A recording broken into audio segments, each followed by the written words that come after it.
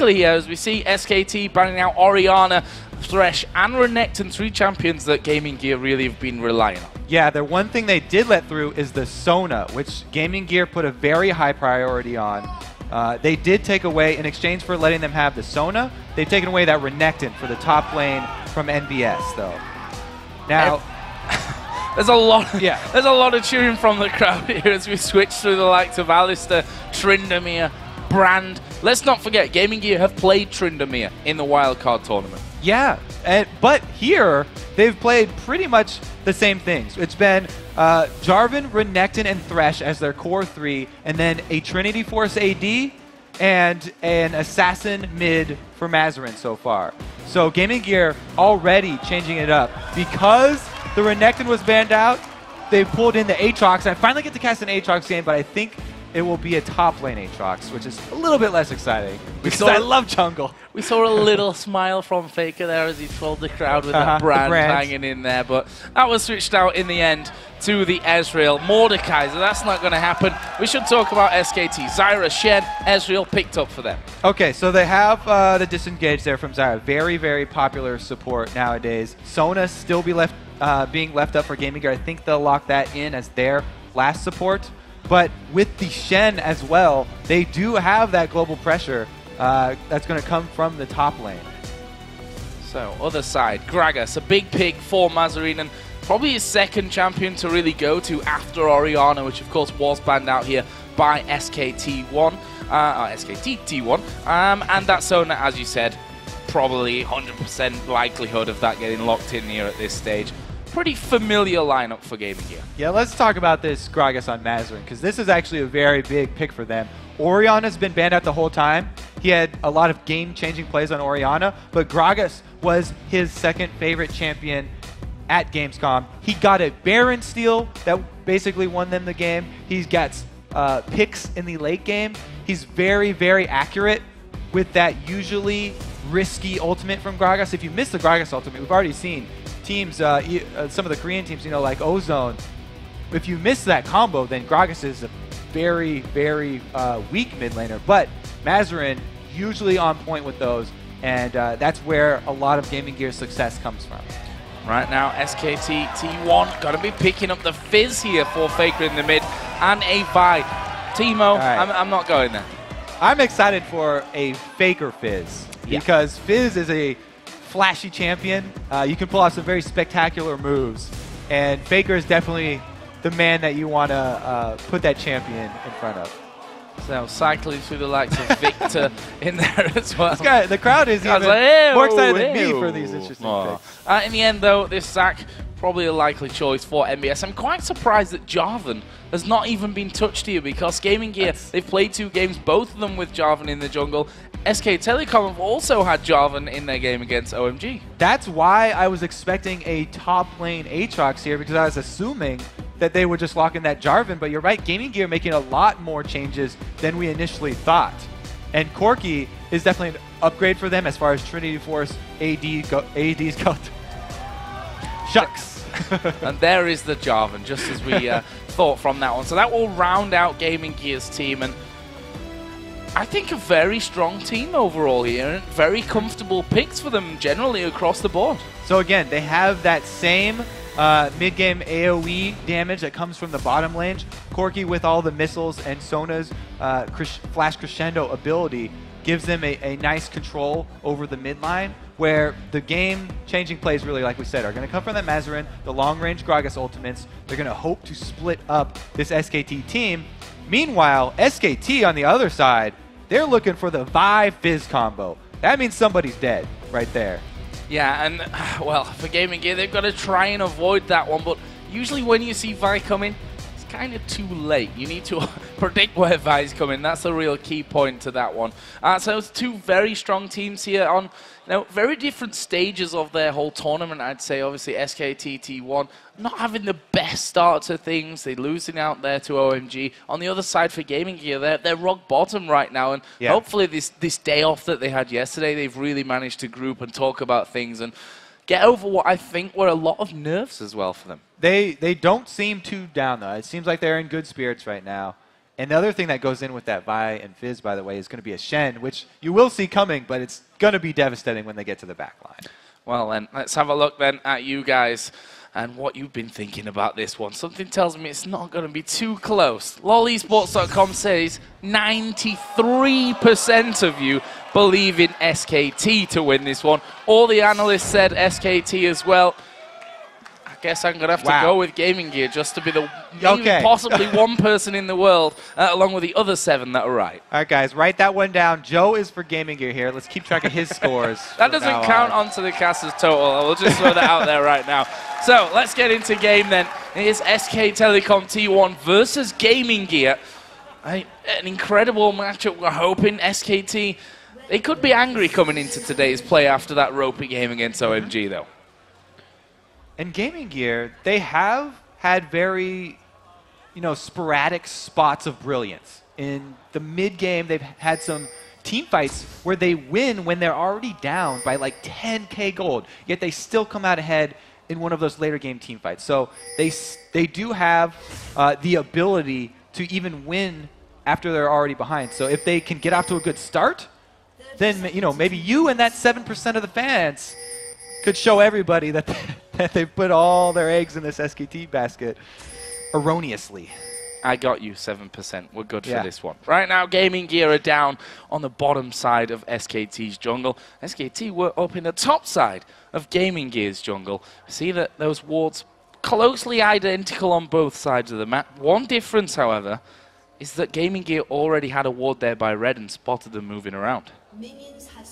So they will have knowledge, but you're right. Those are the sort of classic dual red side invades. I mean, SKT1 are the ones that have the lane ward, so they'll see Aatrox going up top.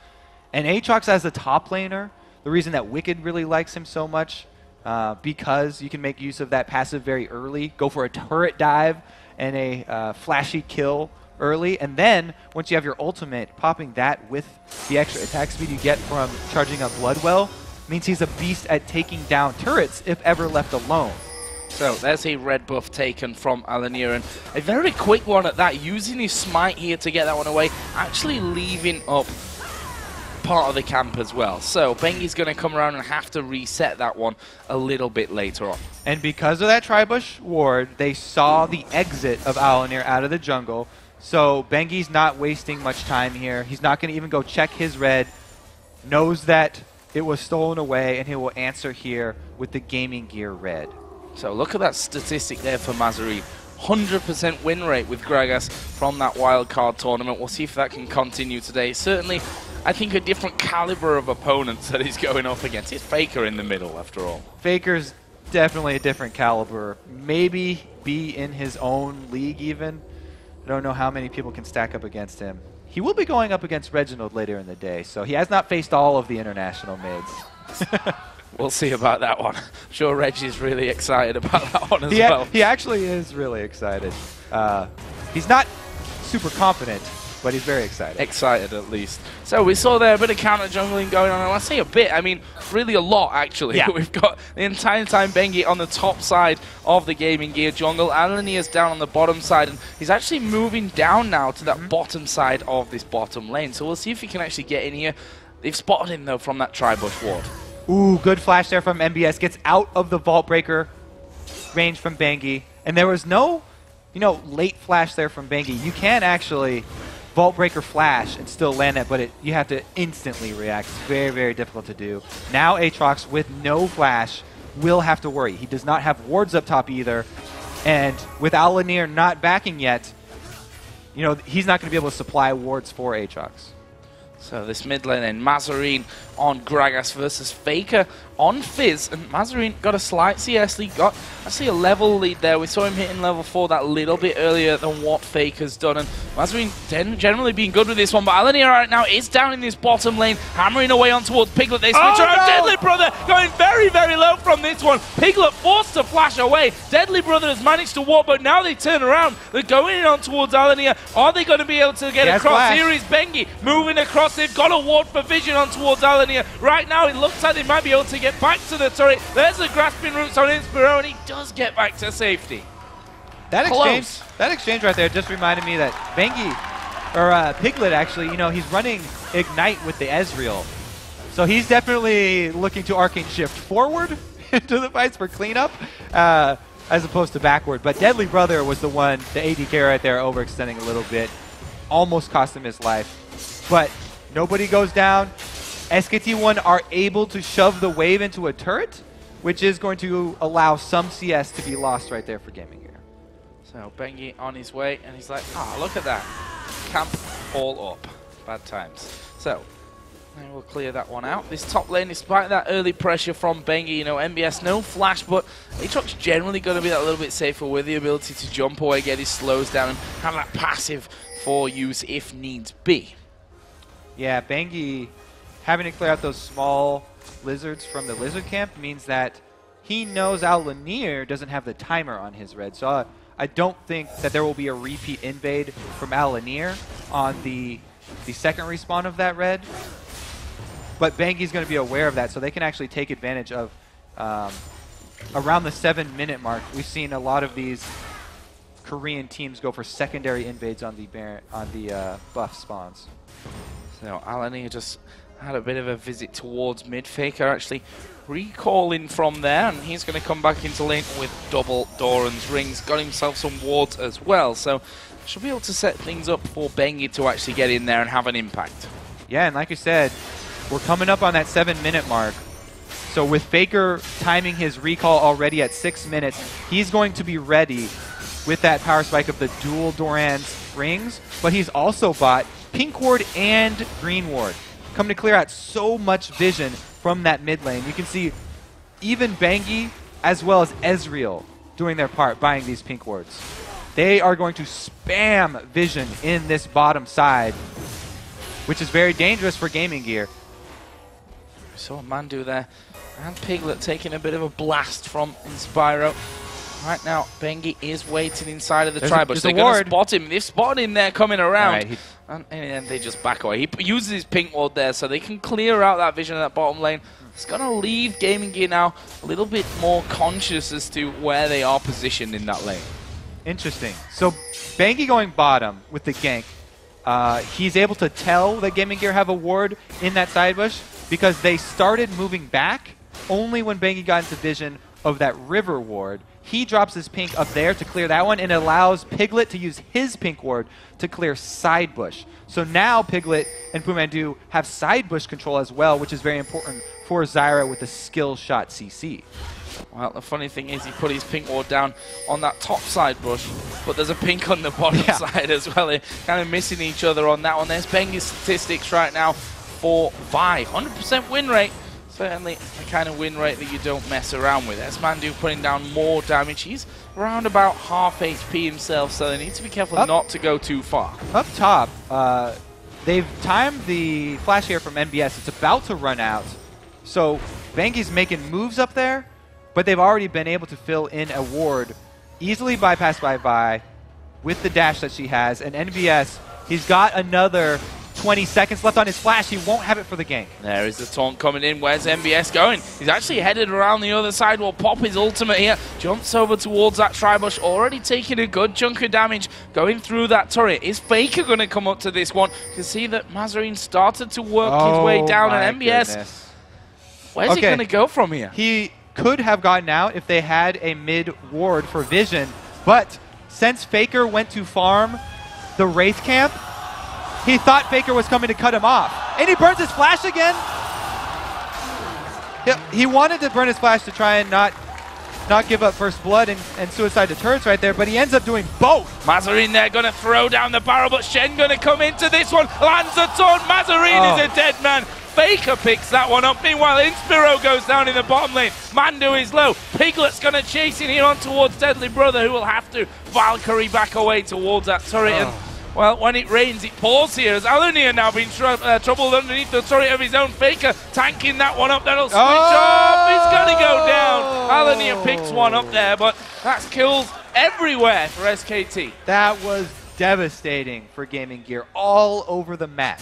Aatrox dead, first blood. Aatrox passive down as well. Bengi's not done. That's DeadlyBrother, and he's going to go down for this one. Did manage to pick up Mandu in the process of that one, but Still, it's another one spread across the board. Look at the kills here. 2 for Bengi, 2 for Faker, and a single one there on Piglet as well. They have been able to trade there. Faker, because he used the damage coming down portion of his playful trickster, the trickster part, he got tower aggro and died. As well right there, DeadlyBrother was able to answer, but even more important than the kills is all the CS that DeadlyBrother is going to lose by being dead. So MBS, no passive at this point in the game. No flash either that was used as he tried to escape a little bit earlier on, which leaves him very, very vulnerable in this top lane. We already saw Impact there giving him a good bit of damage back after the taunt comes in. So things start to slow down somewhat. Let's have a look down the items between the AD carries. Almost a mirror image between the two, headed both up towards that Trinity Force. Yeah, that's no surprise. Both of these are the Trinity Force AD carries. I guess Kog'Maw's in there as well if you're Genja or if you're Imp. Yeah, if you're Imp looking at Genja. Double Lift is not sold on those yet still, though. So, across the map we see already boots some ability in there for Bengi. That's going to make him a little bit more dangerous as he runs quicker around the map. Picking up an Oracle here 10 minutes into the game. Wow, that's a very, very ballsy pickup. A little bit less so with the changes to Oracles because it does persist through death now. I guess that just shows confidence that they want to be able to clear out and continue to have pressure on each lane. DeadlyBrother trying to put down Piglet here as we are going to see Stranglethorns coming in. There's a crescendo. Well, here comes Bengi from the side. They've not seen him. This could cost them. DeadlyBrother surely going to be finished off. Bengi picks up another one. This will be a 2-for-1 in the end. Right. PoohManDu did go down, but a 2-for-1 and 2 more kills for Bengi. Okay, what it was Bengi was the one getting all the last hits. I forgot he was the one getting all the last hits. So the way that you exert your pressure as a jungler, if you're the one who gets all the last hits from your ganks, is that you get the mobility plus vision control of the Oracle's mobility boots combination, and that allows the first kills that your team gets to effectively pressure all lanes because your opponents don't know where the jungler is, so every single lane has to play careful or they go down just like that. That's going to allow a Dragon pickup here for SKT. We also saw a move from Impact there, going between the inner and outer turrets in that top lane and stealing away that entire wave of minions. Faker actually did start to come down, by the way, to that bottom lane to see if he could get involved in a few more kills. In the end, though, it's Bengi who's soaking them all up. Oh, yeah. MBS and Impact here can have a bit of a fight with each other. Actually, Alunir is coming around the side as well. Impact pretty tanky already with that Sunfire Cape in there. He's not actually seen Alunir coming down, so this could be deadly as Jarvan does come around there. Impact down to below half HP. He's going to try and stand United away, and he is going to get away. Wow, brilliant from Impact. Straight to base.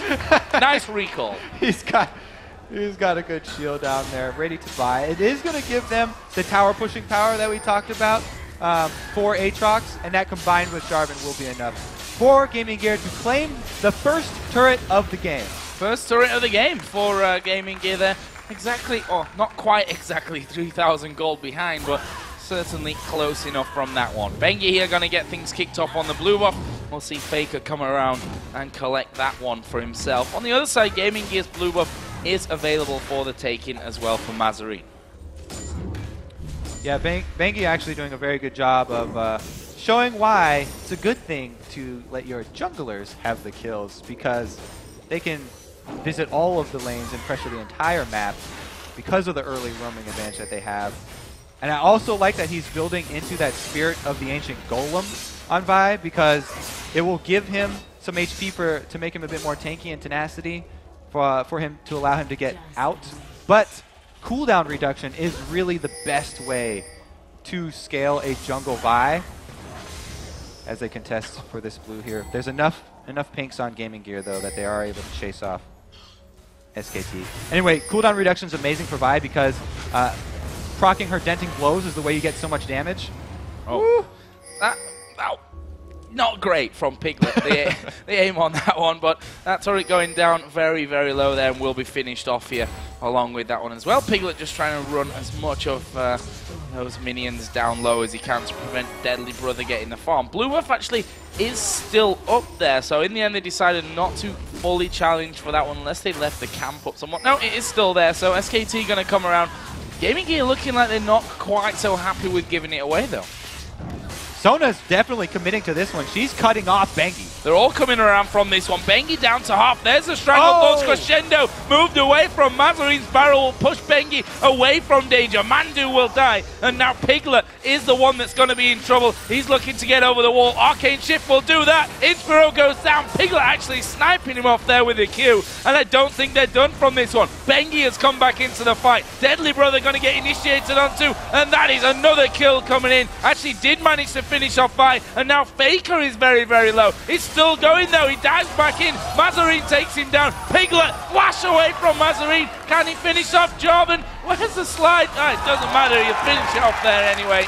And wow, a turnaround, a 3 for 2 there in the end. Actually, it was a 4 for 2 really because Mandu died right at the very start. This is a great foothold here for GamingGear. All started from Inspirro going around behind him, even though he missed the crescendo and Mazzerin's ultimate knocked away by because of the positioning of Faker not rotating down. They had the early champion advantage here.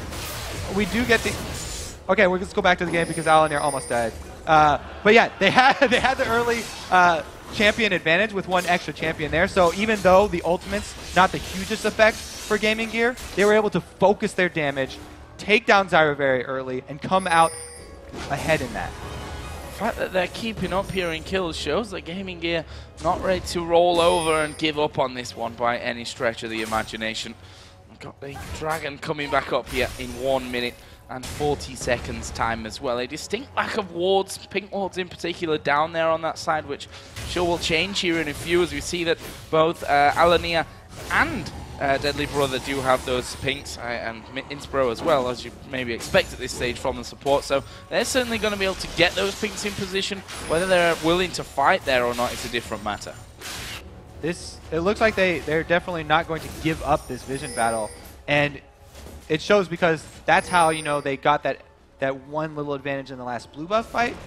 The thing that's really scary here, though, is that SKT have hit the Lich Bane and Trinity Force spike at the exact same time here. So the Fizzin and the Ezreal are extremely scary right now.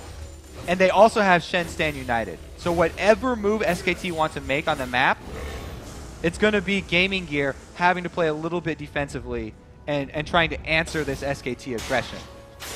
Well, that Dragon now less than a minute away. MBS, is he going to come down for this one? I certainly expect that a 5-man presence is what GamingGear are going to be planning for in this one. There's a couple of wards there put down in middle just to keep vision up for SKT. They're actually going to lose their tower here in this mid lane. That's going to put GamingGear back in the lead when it comes to towers, and they're not done. They're still pushing. They're getting very deep here. If SKT collapse, they have the advantage in this team fight. DeadlyBrother still has 12,000 gold sitting on him. His Trinity Force has not been completed. Oh, they've held up Inspirro there.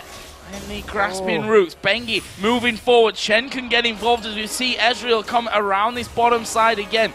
GamingGear actually headed down towards the Dragon position now, so they're going to set things up. Double pink ward, not ideal, but they're going to have that vision nonetheless. They start it off. They're burning it down very quickly here. SKT have by ulti. There we go. bengi going to go in. They've gone for DeadlyBrother. There's a crescendo coming back. Stranglethorns knock 2 of them up. Inspirro, Alunir, they're both dead in this one. There comes the barrel from Gragas very late in the fight, but look at Faker. He's gone low. bengi picks up the Dragon right in the middle of everything. This fight a little bit split. Double kill coming down in the end from Impact. Mazzerin, the only one to walk away from it, with the Dragon going on to SKT. That's a lot of gold right there. I think GamingGear should have taken their exit when they got away from their mid push. Now Mazzerin's still pushed up here, and it is still dangerous. Even though Vi and Shen ultis are down, he's got to be careful. Piglet taking a blast from Mazzerin as well there in the end. Didn't fall, so that's all good from SKT's side of things. Look at the kill spread as well again after that one. 2-0-4 now on Impact Shen. 4-1-5 for bengi. 2 kills in the mid for Faker. And a 5-1-4 Ezreal here for Piglet. That is scary. Here's a fight again. All right, so because SKT had collapsed earlier, GamingGear try and get Dragon and chew this one out. There's a good double taunt after Shen comes in. It was a beautiful, as well, ultimate there from Zyra. knocking them up and controlling them. But the Dragon still low means that even after all the kills that SKT got, they also got that Dragon gold. So it was just an all-around win for SKT. And like I said, I think GamingGear bit off way too much because they had shoved down mid with very little resistance from SKT. They were fooled into thinking that they had the teamfight advantage and they could go for a Dragon before basing for DeadlyBrother's Trinity Force. Meanwhile, the already completed Trinity Force and Lich Bane on SKT, too much damage output. Scary. MBS there we saw taking so much damage from this Shen. Spirit Visage plus that Sunfire Cape in there for him right now as Faker pushes out that bottom lane as well. Top turret can't be contested either here for GamingGear. Two-man team able to pick that one up, and it looks like with those wards down, they're going to start to close in towards this mid lane. With the amount of gold that SKT got from that last team fight around Dragon and the Dragon. Oh no, Mazzerin's going for it. Yeah, Chum the Wards goes down, but good flash. Yeah, gets really himself back towards safety there with that body slam plus the flash coming in. Faker though, he'll be happy with that. Your flash has gone down. I can keep pushing, and next time around, you're not getting away. Very, very dangerous now as Faker's already heading towards that hourglass for the extra rotation that he can get off.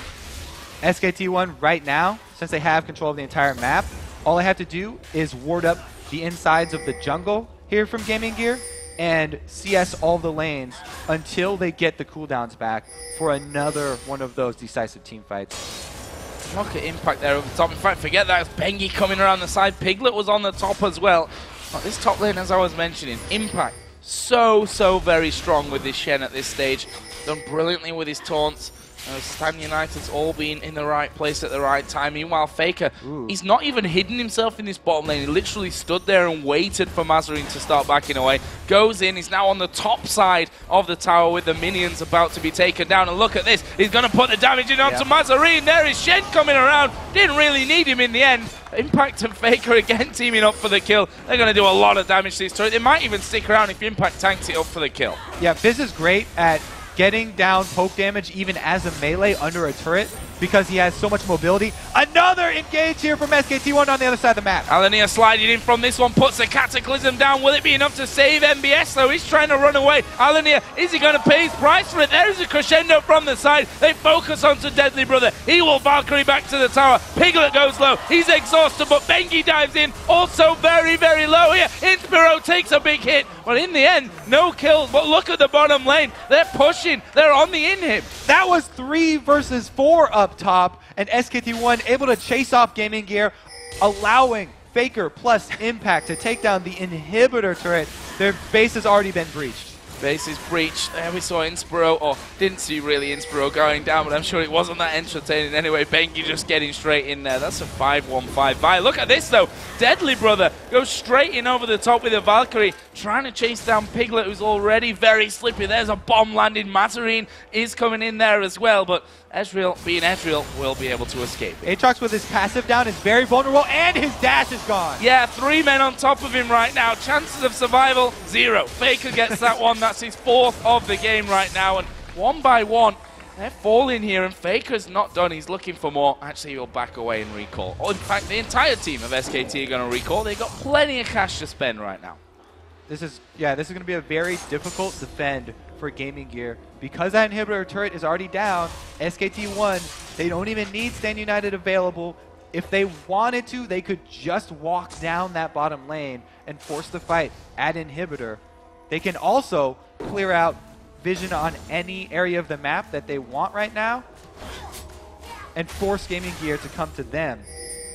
It's an 11,000 gold lead that SKT are currently sitting on. Those wards that were put down by GamingGear are going to be just as quickly taken away from around the Baron pit. And SKT, they don't even need to risk Baron, but in the same token, they can fight GamingGear if they come anyway. This should be a win-win scenario for them. It is actually very dangerous for GamingGear to get next to this Baron wall because Faker can jump right over. And there we go. Faker dives in. DeadlyBrother, he's going to fall. Inspirro getting hit by the True Shot barrage. Will have to back away. I see Alunir still in there trying to take down MoohManDu. But honestly, it's just a matter of time there as he gets knocked up. He gets taunted and finished off in the end by Piglet, who's now back on the killing spree at 6-1-5. SKT, they're going to go straight back into the Baron pit. This should be theirs. Yeah, when you get this far ahead, you have the money to clear out the vision around Baron to force your enemies to come to you, and then you also have the items to back up the picks when they come to the edge of the Baron pit. Vi, Fizz, Ezreal, Shen, all can get right over there, and Zyra can throw her snare over the side, which is what she needs to get down. So very, very tough place for GamingGear to be in. At least GamingGear is able to answer with the Constellation Dragon. An added bonus, or a little bonus, I guess we could say, not really added, just a bolt on to what happened a little bit earlier on. SKT, well, that gold lead is 12,000, 12,500 even at this stage of the game. We see that that's actually the first dragon of this game for GamingGear. We'll see if they can do anything to stay in this one. Right now, though, they're going to be on the defensive. SKT T1, they've got Baron on, they've got a massive lead in both gold and obviously then translated into the items. This is a dangerous time for GamingGear. And they've got a massive lead with a team that has a guaranteed engage. They've got Vi backed up by Shen and Fizz the Assassin. Like I said, very good at poking under turrets even though he's melee. Wow, that's Alunir. Two-shot barrage comes across there. And just that combo almost taking him down. Faker moves in as well. Suddenly Dancer's back, and all that time has managed to pick themselves a turret. Faker actually uses Zhonya's there, but Mazzerin didn't explode the barrel till the Zhonya's actually came out, and he took the damage for it anyway. Never mind, Faker goes back. Rest of SKT still hanging around there. Shen still pushing this bottom lane out. There's not a lot left in this game for GamingGear. And they continue to push as well there on the steps, and there's so much on the back foot here, and SKT, honestly, they're going to have to make a big mistake. Probably even more than one mistake at this stage. Everyone always talks about, you know, the huge spikes that Fizz gets when he gets his Lich Bane, but it only gets scarier from there, because like I said, that adds another AP ratio onto his kit, which means the later the game gets, the more scary he gets. He can chunk people down even under turrets at this point and get out unscathed. It's so dangerous for GamingGear to even get close to him. And there we see it. Alunir almost hundreds as it, well, is taken down in the It wasn't end. on screen, but that was basically what I was talking about. All the rest of them going into this one, though. We see Inspirro going solo. He'll be finished off by Impact. The rest of them, they're underneath the two Nexus turrets right now. Impact not caring about that whatsoever. SKT have taken down 2 men. They may look to get their second inhibitor from this one. They probably will get it with this as well. Shen Stand United here is going to protect Faker, but they won't actually re-engage on Mazzerin. This is going to be 2 inhibitors down, though. SKT with a massive lead. Massive lead, and I'm not sure if GamingGear can even think about going for the fight again. Taunt comes down onto DeadlyBrother, and with that regen that they're grabbing from that Baron buff right now, they're leaving the base with only Faker remotely low from that last engagement. They're going to rotate over to the top here. They feel like doing they want to clear out every single lane. Faker's going to go spend his... Oh, it's only 900 gold there. No. So they're actually not going to get a whole bunch by him basing. He goes back for Home Guards. Was that the upgrade he just purchased? Yes. Home Guards picked up there. Which they don't actually need that at this point. Not particularly, but he's full health now at least when he comes back into the action. You can see that all those pink wards down and wards giving him complete vision control over GamingGear's base with that Baron still running on them. Not too much time left on it though. GamingGear have slowly but surely lost a big portion of that base. Only the 1 turret still left in that top lane. Faker isn't with the rest of the team right now, and GamingGear are kind of at that point where they're like a caged animal. They know they don't have much hope left, so they'll make a reckless move right now, and they will go for this bengi Piglet duo that's standing up by the turret. It's one of the only moves that they really have left, is hoping for a Mazzerin ulti, someone by themselves into turret, and capitalizing very quickly. Other than that, it's really SKT just pushing in for the win.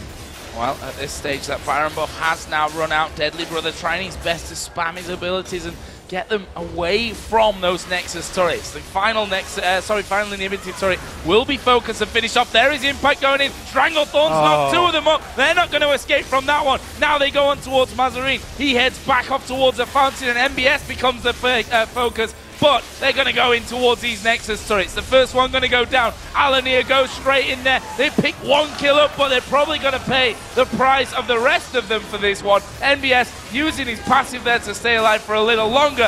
Mazzerin, though, the only man left alive. They're diving him here right underneath the fountain. There's a last-second Zonian from Faker. He does go. No, he doesn't die in the end.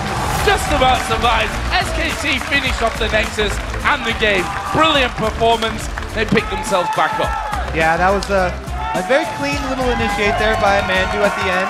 But SKT really, after the mid-game team fight there, where GamingGear basically forced the issue themselves. After SKT1 got that lead, they never let it go. Yeah, not making too much hard work of it, I think. And see that shake of hands between these two teams. Very respectful, sportsman-like behavior as you would have come to expect at this stage of things. And you know, GamingGear, that's another loss for them. Mazzerin still got a smile on his face at this point of things, and we talked about this yesterday, that for the likes of GamingGear and Manescu, who don't have really any major stage experience, even if they were to come here and end up losing every game, the experience is something that they can use moving forward to when you look towards Season 4 even. Yeah, these guys do have a really good attitude about it, and they are increasing incrementally in skill level. They're getting off some very good mid-game team fights against these world-class teams, so this is literally the best practice that you can ever have in League of Legends. Well, another big win there for SKT T1. We're going to head over to Riv and the crew for a breakdown of that dominating win. Thank you very much, gentlemen, and it's actually one of the games that we kind of thought would go the way it did, coming out of coming out of picks and bans for their champions.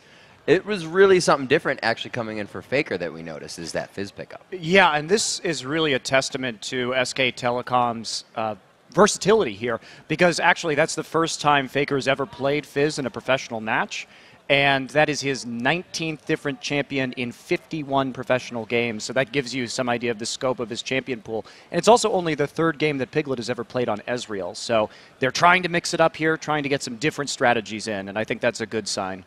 It really surprises me that he would pick something new and show it against GamingGear that like other teams in the group are going to pick up on, oh, he plays Fizz, but at the same time, I think he might just be flaunting his huge champion pool, being like, I'm Faker, I play everything, and I'm good at everything. I just think it's the opposite. If you have a chance, if you get into a game where you're top favorite to win and you have a little bit of leeway, let's face it, they're outclassing the other I'd team. agree with With that. all respect to GamingGear, you cannot like discredit that SKT1 is like a giant compared to them. And this gives you a little leeway to try new champions, still at a world-class level in front of the crowd, like the same setting, just to introduce something new. But not only that, I think it's actually good to use it because at this point you're saying, hey, look what Faker can play, and you may not have thought it's a threat before. That's another ban that Faker can absorb right now, and I think it goes further in the mind games that way. Yeah, specifically with the Ahri Fizz play we've been seeing so much of, and people trying to pick Fizz against Ahri, even though it hasn't been scaring people off the counter pick as well, it could just be another thing that adds to Faker's repertoire. And just one more thing about that game, with these picks, with the definitive win that was found, it was a slow start there for SKT. They kind of put their hard hats on before really going full force. I think at the beginning we still saw SK Telecom being a little shaky in that game. They were over-aggressive at times, but really when it came to that Dragon fight, you could see how well, Kobe was talking about the power spike that they got with Trinity Force and Lichbane. They knew it was a great time to fight. And not only that, but their team fighting was virtually immaculate. When they came in with the Assault and Battery, it chained perfectly into Vault Breaker, then into Shentot, then into Zyra. And so that chain CC, that's what we expect from SK Telecom, and that's what allowed them to take the Dragon and 4 kills, and GamingGear got absolutely nothing in return. All right, so with that game, now let's take a look at the Group A standings. With their win, SKT has taken control of second place.